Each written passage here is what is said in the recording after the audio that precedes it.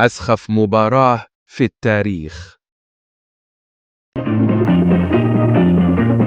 المباراة التي تم وصفها بالأسخف في التاريخ كانت تلك التي خاضها منتخب تشيلي أمام فريق من الأشباح عام 1973 في تصفيات كأس العالم الذي أقيم في ألمانيا الغربية عام 1974. كانت المباراة جزءاً من الحرب الباردة بين الولايات المتحدة والاتحاد السوفيتي. بدأت القصة عام 1970 مع وصول سلفادور أليندي لمنصب رئيس تشيلي في انتخابات نزيهة.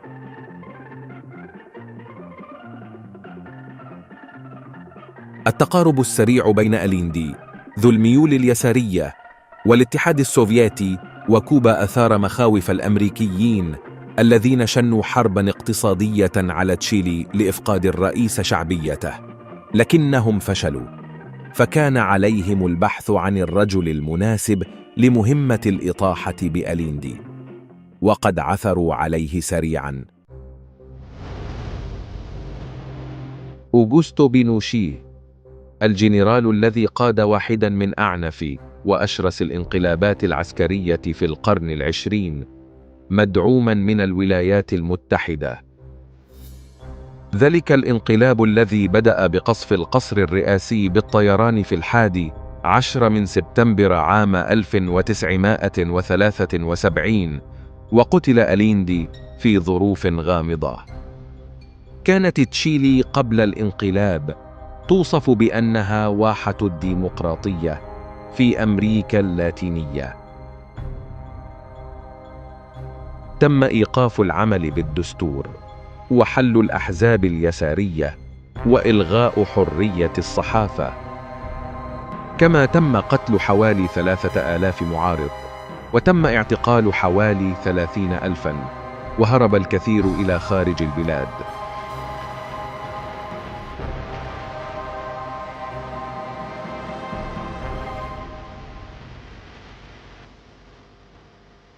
استخدم الانقلاب الاستاد الوطني كمركز اعتقال. قتل الكثيرون بالاستاد، بينهم صحفيون أمريكيون، لمنع تسريب الفظائع للرأي العام الأمريكي في هذه الأجواء.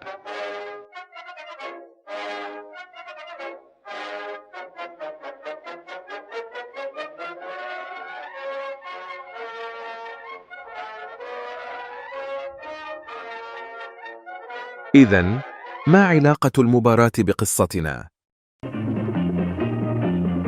كان منتخب تشيلي قد تغلب على بيرو، وينتظر مباراة التصفية القارية مع الاتحاد السوفيتي للتأهل لكأس العالم.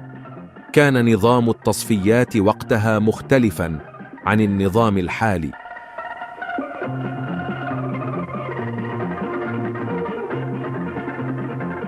أما هناك في الاتحاد السوفيتي، فكان الغضب عارماً على الانقلاب في تشيلي. كان على منتخب تشيلي أن يذهب لموسكو ليلعب مباراة الذهاب، وسط شائعات بأن الاتحاد السوفيتي عازم على احتجاز اللاعبين لمبادلتهم بمعتقلين في تشيلي. تمت إقامة المباراة في موسكو، وانتهت بالتعادل السلبي. بعدها رفض الاتحاد السوفيتي خوض مباراة العودة على استاد تشيلي الوطني، الذي شهد أعمالاً وحشية بحق معارضي النظام العسكري. قامت الفيفا بإرسال لجنة للاستاد، وجاء في تقريرها أن الاستاد صالح لإقامة المباراة بعد نقل المعتقلين منه قبل وصول اللجنة. حددت الفيفا موعد المباراة، ولم يذهب الفريق السوفيتي.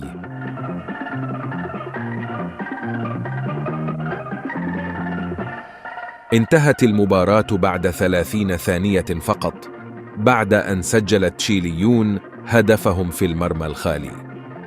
واعتبرت الفيفا النتيجة هدفين مقابل لا شيء لصالح منتخب تشيلي.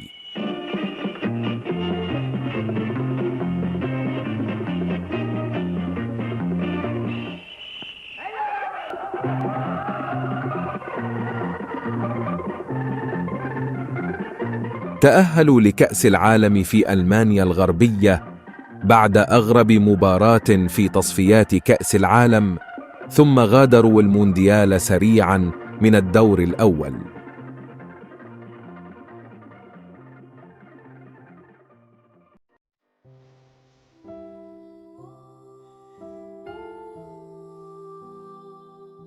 حتى اليوم لا يزال الناس في تشيلي يحيون ذكرى ضحايا الانقلاب الدموي.